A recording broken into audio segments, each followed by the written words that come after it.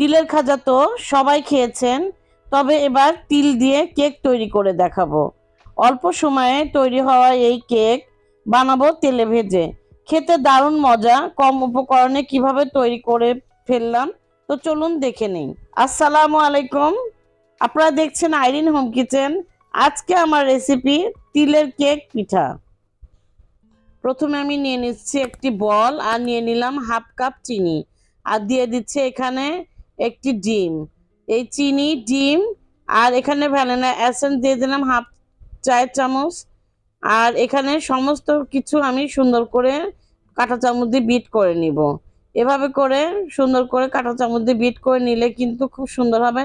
এমনভাবে বিট করতে হবে ডিমের কালারটা চেঞ্জ হয়ে যাবে এবং চিনিগুলা যেন একবারে মেল্ট হয়ে যায়। এখানে দিয়ে দিলাম 2 টেবিল চামচ সয়াবিনের তেল। দেখুন এখানে আমি 2 টেবিল চামচ সয়াবিনের তেল দিয়ে এখন ভালো মতো আবারও মিক্সড করে নিব। দেখুন আমার ডিমের কালারটা কিন্তু অলরেডি চেঞ্জ হয়ে গেছে। দেখুন আমার এটা বিট করা শেষ। আর আমি এখানে নিয়ে নিচ্ছি প্রথমে 1 কাপ ময়দা, আর দিয়ে দিচ্ছি এখানে স্বাদ মতো লবণ, আর দিয়ে দিলাম হাফ চায়ের চামচ বেকিং পাউডার। আর যদি বেকিং পাউডার না থাকে বেকিং সোডা দিলেও অল্প 1 চিমটা দিলেই হবে। আর দেখুন আমি একবারে আটা দিচ্ছি না, একবারে ময়দা দিচ্ছি না, অল্প অল্প করে ময়দা অ্যাড করছি। এখানে আমার 1.5 কাপের একটু বেশি ময়দা লেগে যাচ্ছে। দেখুন এভাবে করে ভালো মতো মাখিয়ে নিতে হবে।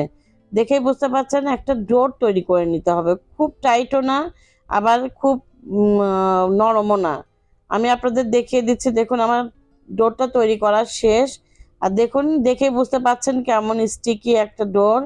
এখানে কোনো পানি অ্যাড করিনি, ডিম চিনির পানিতেই কিন্তু এটা সুন্দরভাবে যতটুকু কাটা ময়দা লেগেছে দিয়ে দিলাম। আর দেখুন আমি এই সিলিন্ডার শেপটাই দিয়ে দিলাম, আপনারা চাইলে যে কোনো শেপ দিতে পারেন। হয়ে গেল আমার একটা। এভাবে করে সবগুলা করে নিয়ে দেখুন আমি প্রথমে একটু একদম পরিষ্কার পানিতে চুবিয়ে নিলাম, তারপরে এই তিলের মধ্যে ডিপ করে নিচ্ছি। সাদা তিল যে কোনো মুদির দোকানে কিন্তু পাওয়া যায়, আপনারা একটু খোঁজ করলেই পাবেন। দেখুন এভাবে করে আমি তিলের মধ্যে কোট করে নিচ্ছি। খুব সুন্দর পানি দিয়ে ভিজিয়ে নিলে কিন্তু খুব সুন্দরভাবে কোট হয়ে যায়। দেখুন ইজিলি হয়ে গেল। এভাবে করে আমি সবগুলা করে দেখাচ্ছি। আর এ পর্যন্ত যদি আপনাদের কোনো কিছু ভালো লেগে থাকে তো অবশ্যই একটি লাইক সাবস্ক্রাইব করে আমার পাশেই থাকবেন এবং বন্ধুদের মাঝে শেয়ার করবেন।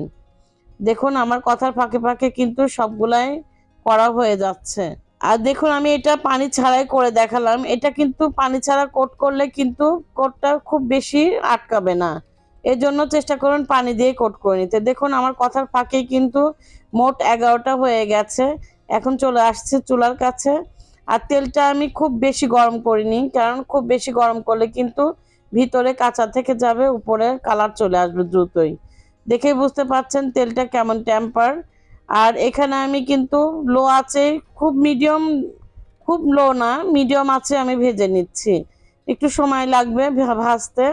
আর এই পিঠাটা ভাজতে কিন্তু একটু ফেটে ফেটে যাবে, তখনই বুঝতে পারবেন হ্যাঁ এই পিঠাটা আসলে পারফেক্ট ভাবে মাখানো হয়েছে।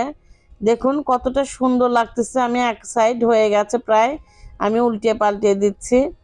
আর এক সাইডে কিন্তু অনেকটাই আমার ফেটে ফেটে গেছে। আমি আরো কাছ থেকে দেখিয়ে দিব। দেখুন এভাবে করে সবগুলা উল্টে দিচ্ছে আর অনেকটাই ফুলে গেছে। এই কেকটা কিন্তু একদমই ঝামেলা মুক্ত। দেখেই বুঝতে পারছেন কত দ্রুত হয়ে যায়। গেস্ট আসলে বা নিজেরা খাওয়ার জন্য তৈরি করতে পারেন। আর কোনো ক্রিম লাগে না, কোনো কিছুই লাগে না, খুব দ্রুত হয়ে যায়। দেখে বুঝতে পারলেন। অবশ্যই আপনারা একবার হলে বাসায় ট্রাই করবেন। আর দেখুন আমার কথার ফাঁকে কিন্তু সুন্দর আর এক পাশ আরো ভালোভাবে কালার চলে এসেছে। এভাবে করে আমি একটু 6 থেকে 7 মিনিট সময় লাগবে এক ব্যাচ ভাজতে। আমার সবগুলো একটাতে হয়নি, কেননা কড়াইটা আমার ছোট, তাওয়াটা, এই কারণে আমি 2বারে ভেজে নিব। আর অনেকটাই ফুলে যায়, এই কারণে একটু ফাঁকা ফাঁকা করে দেওয়াটাই বেটার। দেখুন আমার অনেকগুলাই ফেটে ফেটে গেছে। এটা কিন্তু পারফেক্ট মাখানো হয়েছে এই কারণে। আর এটা আমার প্রায় হয়ে গেছে, আমি উঠিয়ে ফেললাম। দেখে বুঝতে পারছেন কালারটা আমি কেমন রেখেছি। খুবই সুন্দর, এটা এত সুন্দর ফ্লেভার বের হয়েছে বলে বোঝাতে পারবো না। দেখুন আমি বাকিগুলো করে আপনাদের সামনে পরিবেশন করে দেখাচ্ছি। দেখুন কতটা সুন্দর হলো, রেস্টে দেওয়ার ঝামেলাও ছিল না। আর এটা বাচ্চাদের টিফিনের জন্য কিন্তু একটা বেস্ট খাবার। অবশ্যই এটা ট্রাই করবেন এবং বাচ্চাদের টিফিনের জন্য এটা দিতে পারেন। দেখুন রেজাল্ট দেখিয়ে দিচ্ছি, ভিতরে একদম পারফেক্ট। গরম খেলে যা এক মজা, ঠান্ডা খেলে আর এক মজা, এতই টেস্টি।